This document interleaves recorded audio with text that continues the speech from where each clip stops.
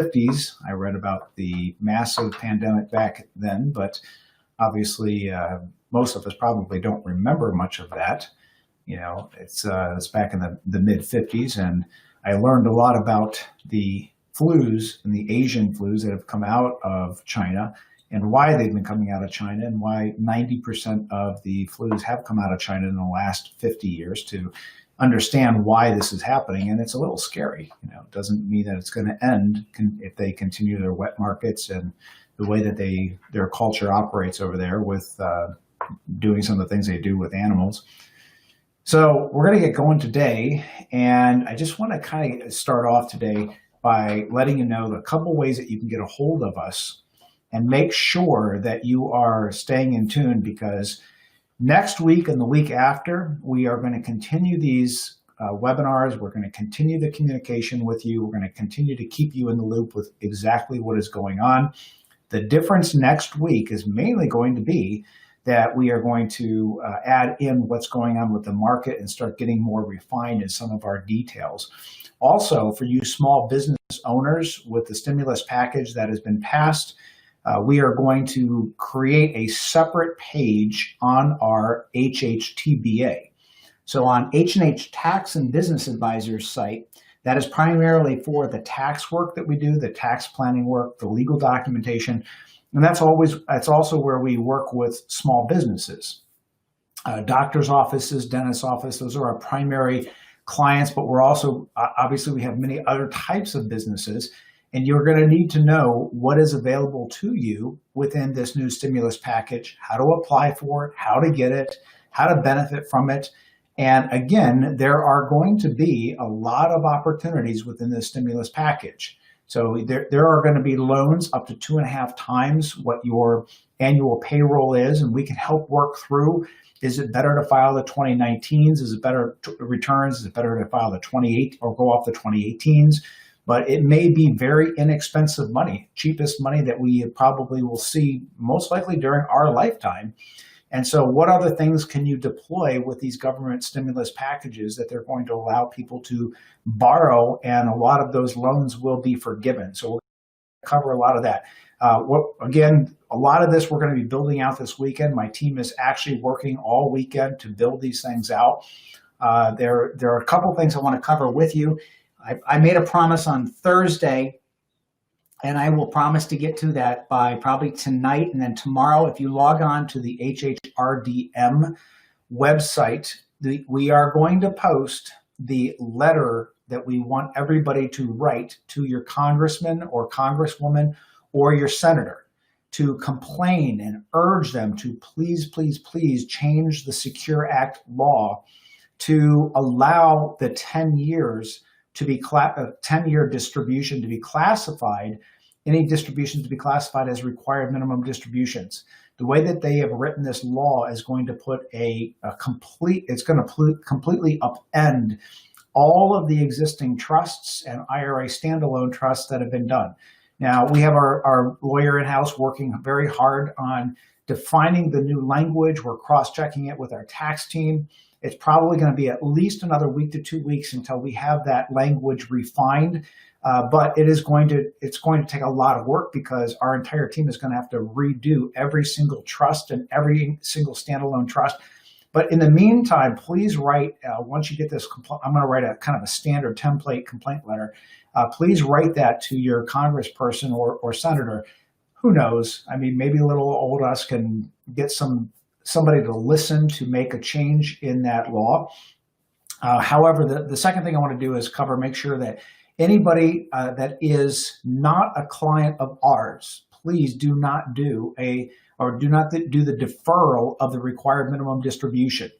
So we got word this morning from one of our financial planners that had been in touch with TD Ameritrade, because we tried to process a Roth conversion versus an RMD. They flagged it, wouldn't do it, because they said, well, you haven't met your RMD. So we're having to instruct them, there is no more RMD in 2020. So what we have made is a blanket policy with our clients that if they were going to do an RMD, we're going to do a Roth conversion instead. Unfortunately, this only happened 2 days ago. So anybody that has already done an RMD, we can't undo it. We're still working on trying to get your Roth conversion calculations done as fast as possible. But if you haven't done your RMD, make sure that we're going to do it this year, and we're going to do it when the stock prices are depressed. And this is one of the opportunities we're going to talk about today. Let me just make sure I covered all the other things here. Also, we're seeing a lot more activity on our YouTube site, which is when we live stream, a lot of people can just log right on there, and it will tell you when we're going to live stream in addition to Facebook. If you log on to Facebook and you sign up for our page there, which is HHRDM, H&H Retirement.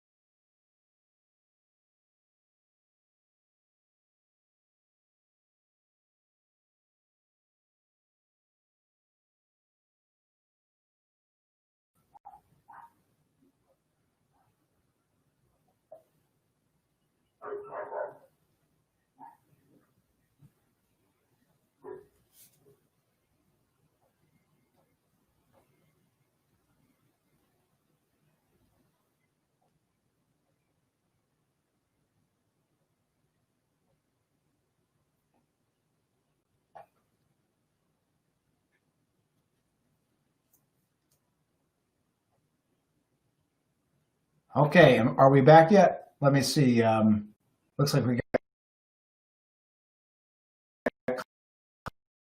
got off. Daniel, can you give me?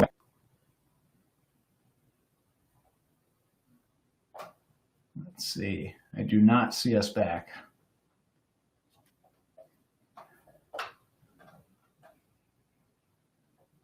All right. Hey, there we go.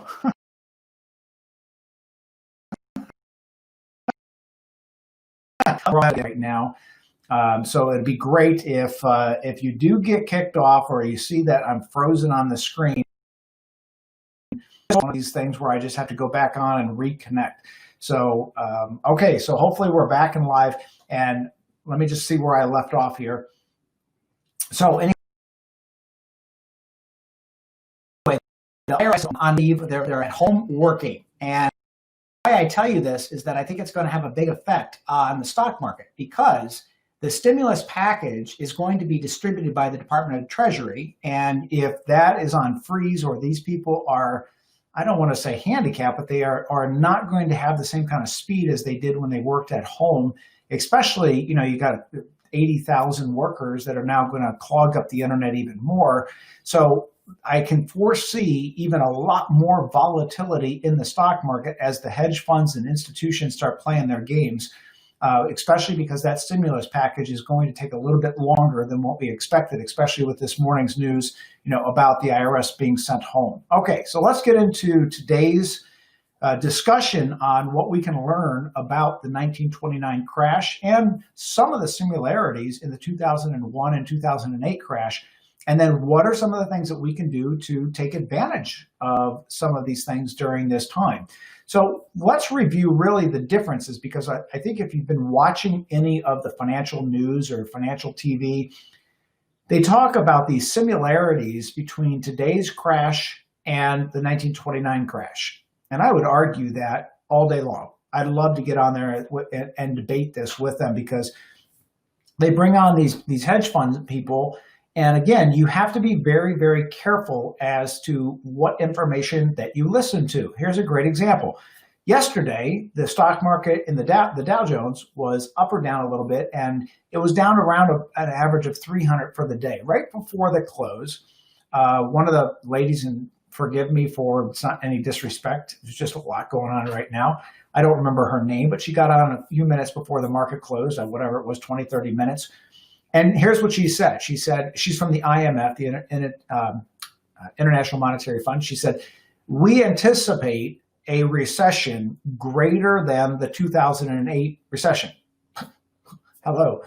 I mean, businesses did not close all around the world in 2008. This was an immediate, like within 7-day shutdown.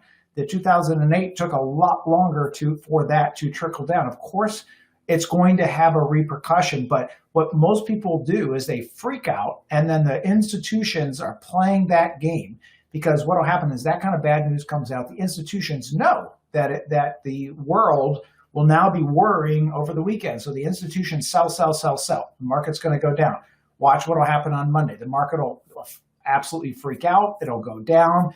And then the hedge funds and the institutional funds will be sitting right there on the doorstep waiting to pick it up again when the whole world is freaking out because this one woman had this one statement. You got to step back and look at this from the outside. It's not the world is crumbling.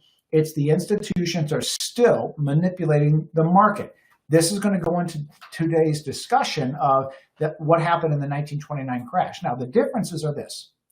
In 1929, you had 10 years of the 1920s when there was just this giant boom. Now, what differs between then and now? Well, then there was basically two industries, agriculture and heavy industry. We didn't have healthcare. We didn't have pharmaceuticals. We didn't have technology. Our country was very non-diversified at that point. A lot of the loans that the banks were making were propped up on artificial value. That will remind you a lot of 2008. So companies there was no SEC back then. There was no financial regulation. People just freely traded stocks. And so you could be an insider trading. You could go around to all your people you know and slip a little secret in. Hey, I think this stock is going to quadruple. You buy it. Everybody gets on fire. They buy it and you dump it, otherwise known as pump and dump. You pump it up and you dump it before everybody else gets it. Now, not to say that doesn't go on in a small way today, but it's more of the large institutions and media now, or large institutions and hedge funds use media to create confidence or ill confidence as opposed to actually spreading false realities. Now, I think it's Altman, this guy's named Bob Altman. He is now his feet are being held to the fire because he came out publicly about a week ago and said, I feel like the whole world is going to come to an end. He actually said he foresees hell coming. And he said that the stock market can go to certain stocks in the stock market can go to zero, primarily Hilton, he stated. He said that they should shut down the entire country. The market moved down 4% by his national media statement. And you know what he did? He had all the markets shorted. He had invested $27 million. And because the market moved down 4%, he made $2.5 billion on $27 million. You know what he did then? He sold it. And then what did he do? He bought in the market on a bull. He bought in because then when he took all that money and he started buying in and he said, now I'm buying Hilton. He said days before he thought Hilton was going to go to zero. Then why did he buy it? So now it soars up. This game will continue. This is how you have to step back and understand how to win during these times. So in 1929, we had artificial values. We had stocks back then that were they were selling at 4,000 times their intrinsic value. They had PEs in the thousands because there was no media like we have today to say what were the earnings. There was no accounting or auditing that were done on the companies to say, here's what you're paying your officers, here's what your benefits are, here's what your pension is, here's what you're paying in a dividend. You just didn't have this kind of communication back then. What it was more of gambling. And so when you take a stock market in 1929, the reason I'm disputing these things that these people are putting on TV is you got to step back and really look at the science of it. I saw one guy yesterday on Fox.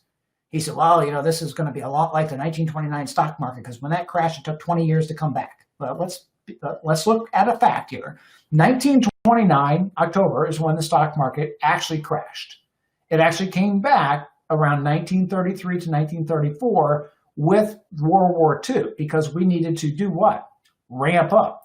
Now, there was a lot of production back in the market when Roosevelt at that time gave his stimulus to the country. There was a lot, but how do you recover? And you can't put the same criteria on 1929 when you have something a stock that is selling at 400 price to earnings, and today you might have had a stock that was selling at 18 to 19 to 20 price to earnings, and it goes down, you can't say it's going to take us 15 years to recover. That's absolutely ridiculous, because we already had a fairly valued market. Back then, it was ridiculous. There was just no, it was like a lot like 2008, right? It was a lot like 2009, or I'm sorry, 1999 with the tech market. So let's step back and not relate today to 1929 and the time to recover. However, what can we actually take away from 1929? What we can take away is who made money? How did they make money? What did they take advantage of in 1929 versus today? So let's take a look at a couple of the things that I'm going to suggest that you do. So first, let's talk about defense, and then we're going to talk about offense. So on a defensive note, am I suggesting that you go to cash? No, please do not do that. Am I suggesting you run out and buy annuities? No, do not do that. Am I suggesting by any means you run out and buy gold? That would be one of the worst decisions I believe that you would ever make. However, what I am suggesting is that you rebalance portfolios over a period of time. Now, if you're our client, we're already doing that for you. I also suggest on a defensive strategy that here's a couple things that you can do to set yourself up. These are things that we learned in 2001. These are things that we relearned in 2008. And these have been very, very productive if you do them now. So let me go through a small little checklist. So one of the things that you can do is try to reduce certain expenses in certain areas. Now, there's certain expenses that I'm going to suggest that you reduce. And then there's certain expenses I'm going to suggest don't try to reduce, because I think it'll hurt you more than help you. Okay, so let's talk about some of those things. One of those things is health insurance. Now, I'm not suggesting by any means you get rid of your health insurance or you reduce the amount of coverage that you actually have. But can you buy something? Can you actually increase your deductible and then buy some type of short-term or catastrophic care? Because that may actually reduce your cost, and it may actually reduce any of the risk that you have in case you need medical care, especially with this virus. Number two is reduce auto and homeowners insurance. Now, here's how you do that. You look at your coverages. First, go online, start shopping around. Also, if you have sizable assets, why are you sitting there with a $250 or a $500 deductible? I have people come in and they'll have $1 million in assets, and they're holding a $100 deductible on their auto insurance. And look, insurance is there for one reason and one reason only. It is to cover the expenses or risk that you cannot personally afford to cover on your own. And so if you have a $100 deductible, the way to reduce that expense is increase the deductible to $1,000 or $2,500 on your auto and your homeowners. Now, in that same tune, I want to make sure that you have enough liability coverage, because I can foresee, and this is defensive, I can foresee a lot of lawsuits coming. This is what happened in 2001. It happened in 2008. I cannot find any reason why it's not going to repeat itself. It will repeat itself.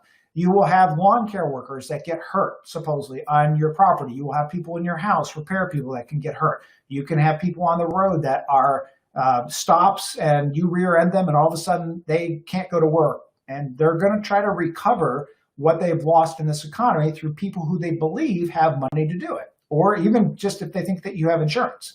So again, make sure that you have your auto and your homeowners structured correctly. You can reduce the cost if you already have a liability policy.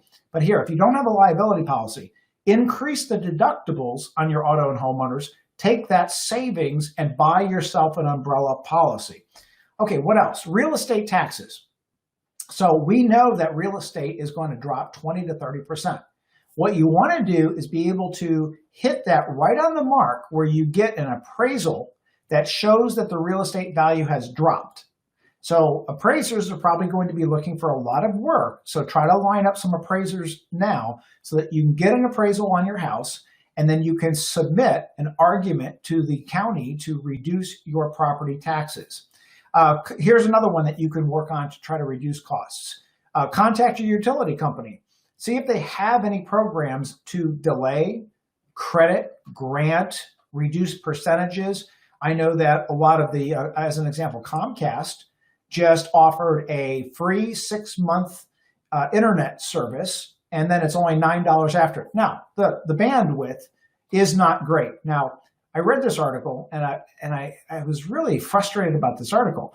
So this reporter gets on there, and he says, Comcast to offer free internet service, but beware. So I'm thinking, okay, what do I got to beware about if it's free? Are they signing me up for like a 10-year plan? And so he went on to say that he was disgusted with Comcast because they were only giving 25 megabytes up, 3 megabytes down on the bandwidth, and they should give a lot more. I'm thinking, please, really? They're giving it to you for free. You're going to complain about it? What is that old thing about beggars and choosers? So if they give it to you for free, that's one option. Now, here's another option. We are having major, major bandwidth issues all over the country, right?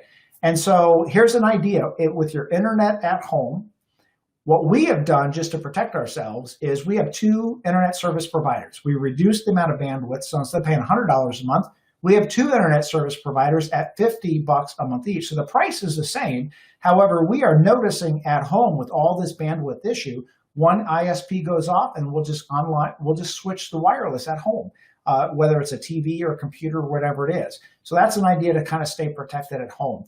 Also, what we found out is that T-Mobile has nationwide 5G activated right now, and that is actually as fast as most of your ISPs. So could you actually have a cell phone with T-Mobile with 5G and turn off your home ISP, or only have one slower, lower cost ISP at home, and then actually run while you're at home? You can actually run your entire house internet off of that 5G phone. Now, I've tested it because I've tried this, because if you know me, I like 3 backups. I like a backup to a backup to a backup, right? It's just that Titanic mentality of don't ever leave port without more lifeboats than you need, and don't ever anticipate that your ship is unsinkable. So have multiple backups. And so we've tested it at home. I think that's a great way. If you're saving money, you might be able to just upgrade your phone at no additional cost and then go to 5G, and then voila, you've got fast home internet service. Okay, what's another one? I would suggest right now, if you have a mortgage or an auto loan, you might be in a very good negotiating position to either refinance or defer some of the interest payments. Just got to be careful now that they're not going to nick your credit, so that you can defer, but it's not going to hurt you. So some companies are doing that. Wells Fargo announced this morning a couple big issues. Number one is that they're not going to come after anybody for auto loans or home mortgages for a year. The other big announcement this morning from Wells Fargo was they were closing a lot of their branches. Now, my goodness, they just approved this $2 trillion stimulus package where a lot of people are going to have to go into a bank and either borrow that money or get an application in. And I'm a little worried that that's going to delay it even more, again, putting some short-term volatility pressure on the market. But what I would suggest you do is get prepared. Now, we're not going to see any leveling in this virus for at least 3 months to 6 months, right? Even Bill Gates got on this morning. And if there's anybody that has the big data, they say Bill Gates has more big data than any government agency does with what he's doing with Microsoft and all of the healthcare charities around the world. And he basically said it's gonna take us about 6 months to level this thing out. So I may consider changing some of my timeline where I consider the leveling of between May and June. It might go now to June, July, where we're starting to see the beginning of that leveling. Again, we don't have to have it completely leveled to get a little more steadiness in the market. We just have to see that the world is on the beginning tracks to leveling the virus. And that's when we're going to see that market start to level out and start to go up. What else can you save on? Well, one of the things right now is, especially if you're over 65 years old, you probably know I have been a giant proponent of reverse mortgages since FHA took them over during the Obama years. And I don't remember what the year was, 2008, 2009, whatever it was. But, reverse mortgages were very dangerous prior to the FHA takeover of them, because you had to really know the fine print and people could come in and take your houses under the right conditions.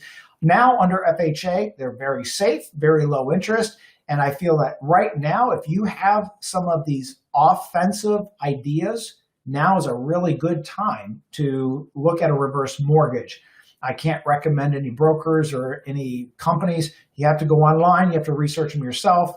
If you're a client of ours, when we get out of this initial tax and RMD and trust change, we're going to be reviewing all of these options. I think we have about 30 days to 45 days before we start to see any movement. So we have a little bit of time there. But I would try to research the reverse mortgages. If you find one that is good for you, then get your application in. What else? Get your application in for a regular mortgage. Why? Well, a regular mortgage, you might be able to refinance, get it down, but there's about a 3 to 5 week period of time that you're going to have to wait in order to get an approval on a mortgage. Now, what would you want to get a mortgage for? Well, let's say that you're going to buy some rental properties. You're going to buy some investment properties. When these real estate prices just go to rock bottom, then you want to be prepared, because here's how it works. There are going to be those fast and frenzy buyers. And we saw that in 2001. We saw it in 2008. They know when to take advantage of these opportunities. You have to be ready, meaning that if you show up at a foreclosure auction and you show up at a tax lien auction, or you show up at a deed in lieu of foreclosure auction or a negotiation, you got to be ready to be able to take that cash and get that good investment at that time. So it takes a little bit of pre-planning right now. So let me tell you who I don't think you should negotiate with. And again, this comes from lessons from past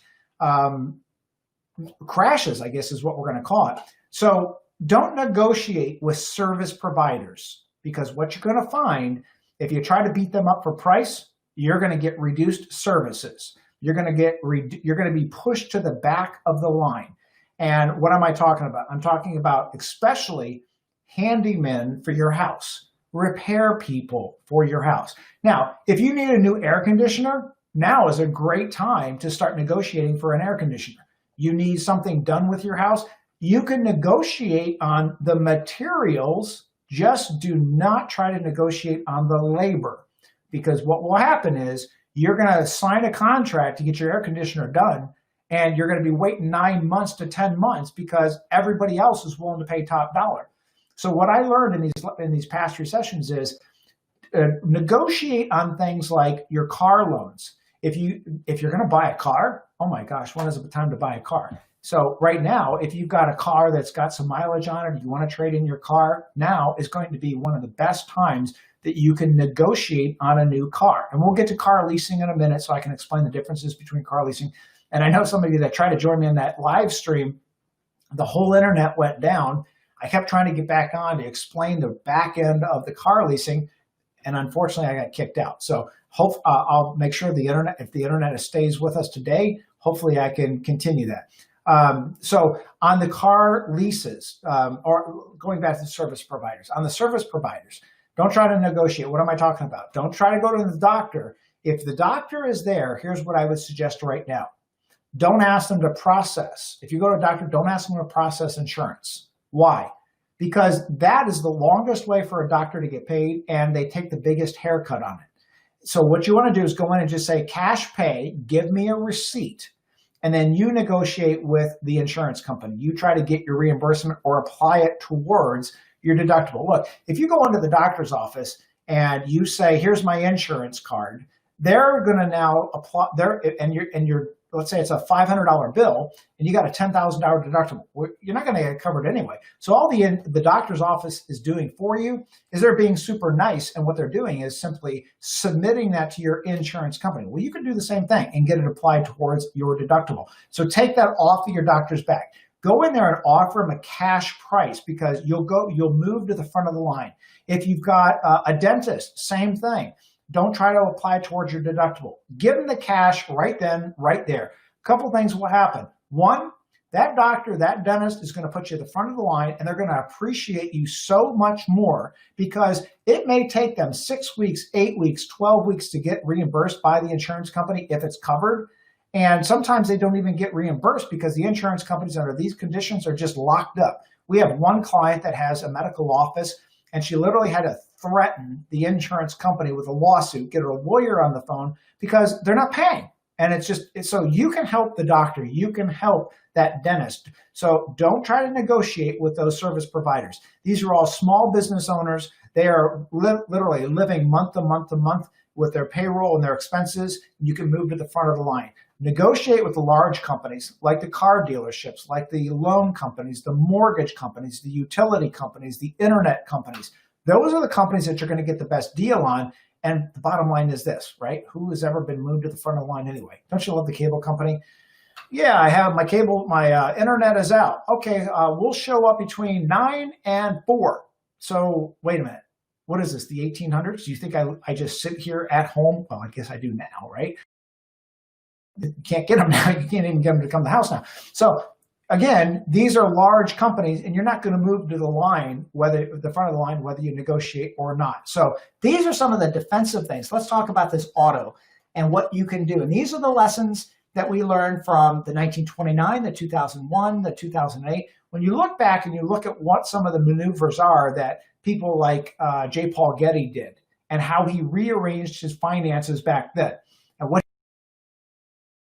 these companies that he was creating into tax-exempt companies. Why? It was a defensive move to save on taxes. The taxes he could take and redeploy those into offensive moves. And I'm going to talk about the offensive moves in just a minute.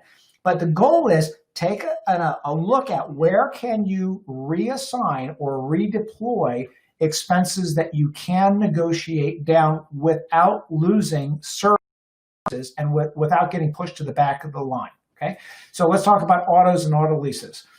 So last night I said I got caught off, but let me give you the real deal on auto leases. Why do I like auto leases? Number one, you put all the risk on the auto company and leasing company. Let me give an example why. So let's go back to 2008. So 2008, the whole market, well, even 2001, this is actually where it started. So 2001, no one was buying anything, right? I mean, the terrorists ran the planes into the Twin Towers. The Pentagon was attacked. The one plane went down in Pittsburgh before it got any further. And the whole country is literally on scared lockdown. So the auto dealerships weren't selling anything at all. So what did they do? They came out and said, you can take a 7-year loan at no interest to buy a car, or here's a special deal on the lease interest or the lease payment. And so at that time, I looked at this and I said, wow, what a turnaround. It's because when you take a closed-end lease on an automobile, you're literally putting all the risk on the auto dealership and on the finance company. So if you go buy, say, a Chevy, and Ford Motor Credit is the one that is going to lease that car to you, Ford Motor Credit is the one that is taking all of that risk. I love that.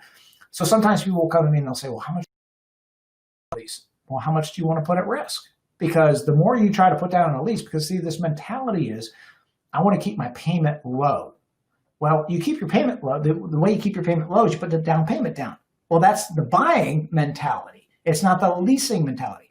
Remember, one of the things that we learned from J. Paul Getty is he had a very famous statement. And that statement was, rent that which depreciates, buy that which appreciates. So what do we think is going to appreciate? Real estate will appreciate. So we want to be prepared to buy real estate. Stocks will appreciate, in my opinion. Great country. We're going to continue to spend money when this thing lifts. We have great companies out there that know how to make money. There are going to be more births than we've ever seen since probably the baby boom or 2001. So there'll be more consumption by investments, by American businesses. These will increase. What does not increase in value? An automobile. It decreases in value. So again, why do we want to buy that? Here's the other risk mitigation factor with a lease. Let's say I take a 3-year lease. And here's the common objections because people don't understand it. They'll say, well, I take a lease. Well, what happens if I drive over the miles? Here's the question.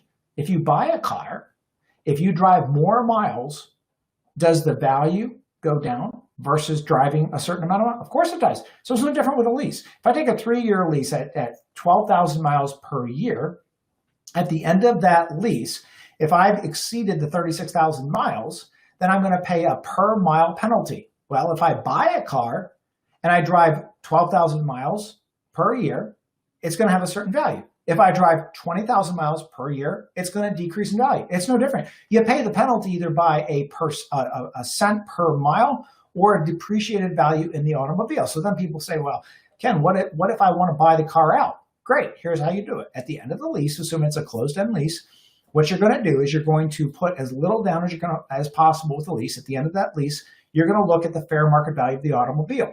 Now, we don't know what's going to happen with the auto dealership. It took many, many, many years for the auto dealership after 2001 to recover, right?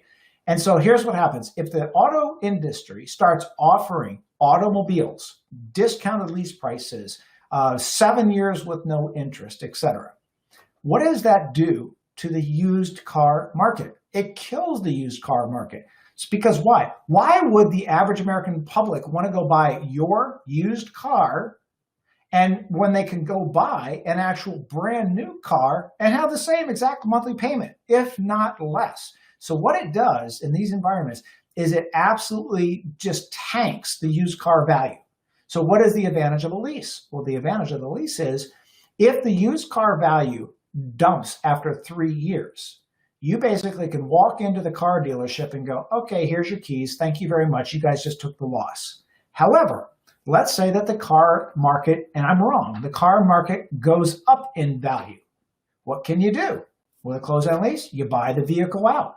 Now, some people say, well, what if I've driven over the miles? It doesn't matter. If you buy the auto lease out, they don't even look at the dings that you have. They don't look at the miles that you have. You have a contractual buyout on that lease. So if you buy a $30,000 car at the end of 3 years at 12,000 miles, you got a $15,000 buyout. It doesn't matter whether you've driven 30,000 miles or 300,000 miles. Your buyout is $15,000. So you have a guaranteed buyout, but you also have the ability to drop the car off and relieve all the risk and put the risk on the leasing company. So again, defensive move right now. If you were planning on buying a car in the next year to 2 years, buy it now. Get rid of that used car and get that trade-in going right now. Why? They're going to use the blue book value of that used car, of the value of the comparables in the last month or 2 months. Now, if you wait 6 months to buy a car, they're going to use the current comparables, which are going to be much, much, much lower because, again, these new deals are going to tank the value of the used cars. So that's how you handle automobiles right now. How about if you have a house and you've got some extra equity in that house? So here's two things. One is you better have a soluble cash flow plan so that if your investment that you take out of the house is either delayed or it doesn't pay you immediately, you've got the cash flow to take that extra equity out. Dude, please do not do what people did in 2005, 2006. They started refinancing their house. They took the equity out and they were making these ridiculously stupid investments in real estate when the real estate was worth 2 to 3 times its real intrinsic value. And then when the real estate market crashed, they couldn't afford to pay their own mortgage and then they lost their own house. So the key is if you've got the soluble income, the safe income to actually pay that mortgage, take the equity out at a very low interest rate. Here's another example. We know that you'll be able to take out if you own a business, you'll be able to take out 2.5 times what your annual payroll was up to $10 million. So it's a lesser of 2.5 times or $10 million. And that interest rate could roll anywhere between 2 to 4%. That's pretty powerful because there's actually loan forgiveness on it. Now, if you have, let's say you set up an LLC, and let's say it was an investment management LLC, a property management LLC, and let's say that you were paying yourself an income from that, a W-2 salary. Guess what? You're going to qualify for that loan. Now, you got to get that loan in. We have not seen all of the loan structure. I'm only reading this from what has been released to the public. And next Friday, when the actual loan program opens up, there might be more restrictions. But as of right now, you would qualify for one of those payroll relief funds. Okay, so these are offensive things that you can actually do. Let's talk about a couple other offensive things. Don't pay off any loans right now. That would be the worst possible thing to do. If you have loans, refinance them for little to no interest rate for as long as you can go. Again, if you've got a car, you can turn that in. And any kind of governmental taxes that you get a deferral on, definitely defer those loans. Okay, let's cover a couple other things here. We talked about a reverse mortgage. Okay, so let's talk about really some of the stock and equity types of strategies that you can use going forward. One of the things that you can do is if you've had stock that has dropped in value, you can take that stock out and you can actually move it to either a non-qualified account right now, pay the tax on it, or you can move it to a Roth. Everybody's eligible for a Roth. If you have a required minimum distribution due, you can take that out and you can move it over. So there are a lot of opportunities right now. Now, here's what I'm going to suggest. In the next month, focus on what large expenses from utility companies, mortgage companies, those types of things can you work on reducing? What kind of things can you buy for your house that you could get a discount? If you're going to buy air conditioners, you're going to get a roof repaired, you're going to get a pool put in. These things are things that you could probably get some pretty good discounts on right now. Focus on if you've got service providers, paying them in cash, paying them up front. You know, if I go to a doctor right now, if he says I owe you $500, I'm going to probably pay him $600. Why? I want better service. I want to be moved to the front of the line. I want to be top of mind with those service providers. If you've got handymen, lawn care people, same thing. You want to move to the front of the line. So let's look at some of the businesses. Now, if you are looking to buy a business, this might be the perfect time because there's actually been some business loans with the SBA that have opened up. However, what I would probably do is get yourself in the position of 6 to 9 months from now looking to buy those businesses. Those businesses are not going to feel the pain for about another 6 to 9 months. Some of them have laid off with some of the government programs, even like the foreclosures. I'm going to move my timeline forward. Originally, I had my timeline at the biggest decrease in real estate would happen in November, December. I'm actually going to move that timeline up to about February or March for the bottom end of that real estate. And one of the reasons is when you read some of the bailout provisions of the stimulus package, there will be people able to hire government programs for that period of time. However, when those government stimulus programs run out, that's when it's going to be open season on buying great real estate at just greatly discounted prices. Okay, so these are the things that we learned from how these people made money in 1929 and some of the here's an interesting fact. The most number of millionaires were minted in 1929 per capita of any time in history because it was the largest loss. It was the best opportunity because from 1920 to 1929, there was virtually no discounted opportunities. No different. In 2001, some of the biggest money was made when the tech market crashed and people were able to buy it. Here's a good example. Right now, Warren Buffett is sitting on $125 billion in cash. He could actually buy in the entire company of McDonald's, Starbucks, Tesla. There's a lot of companies out there that he could literally buy at such discounted prices. He couldn't have done that a month ago. So this is the time where it's also good to sit back and watch what he's doing. Now, some of that doesn't become public until after he does it, but you can watch. This is a genius at work where he's sitting on that kind of capital, and he's the guy that I followed for years. He waits until the right time, and then when everybody is at their greatest amount of fear, that's when he goes in and buys it because he's buying it 30, 40, 50, 80% on discount. So hopefully this gives you some ideas, some concepts that you can work with. And with that, I'm going to open up to some questions. Let's see here. Okay. Yeah. Sorry about the internet. So we actually have two providers. And even though I can jump from one to the other, which is what I just did when I got cut off at the beginning of today's show, I jumped to another ISP because we've got two home ISPs. I just, cut them in half, and so the speed is in half, but it gives me a backup to a backup, and I don't even know if the other one is back up yet again. And then I got a third backup on my 5G phone, which in today's internet environment, I would highly suggest. Okay. So real estate. Well, there's a couple questions. So one of them is on reverse mortgages. No, reverse. The question is aren't reverse mortgages a scam? They are not a scam. They used to be 30 years ago when they were created by these gypsy con artists out of California, and the whole goal was to scam elderly people out of their homes. And they went through a lot of regulation. A lot of people got put in jail. And then the government actually figured out that a reverse mortgage was pretty good, because here's what happens when a person gets older and let's say that they've got Social Security and Medicare only. Well, Medicare does not cover long-term care. And unfortunately, there is an exclusion right now if you are in a long-term care facility and you have a healthy spouse at home, they cannot force the sale of a primary residence. So the reverse mortgage was when Obama got into office and they FHA'd everything. They made it good. They governmentized it so that it was fully regulated, so that it was very safe for seniors to do. Then what they did was Obama, and I don't remember the number, you could probably internet this, Google this, it was somewhere around $600 million or $800 million the federal government infused into the reverse mortgage lending system so that they had the money to give. Now, I've been making this prediction for a couple of years, and we'll have to see what happens. It may be with the tax explosion that we're expecting here in January, February of next year. My prediction was, and keep in mind, I've been predicting for years that we're going to go after IRAs. And every year they're doing something to nail people with IRAs with higher tax. Here's my next prediction. They're going to come out with some type of income-based determination of Social Security.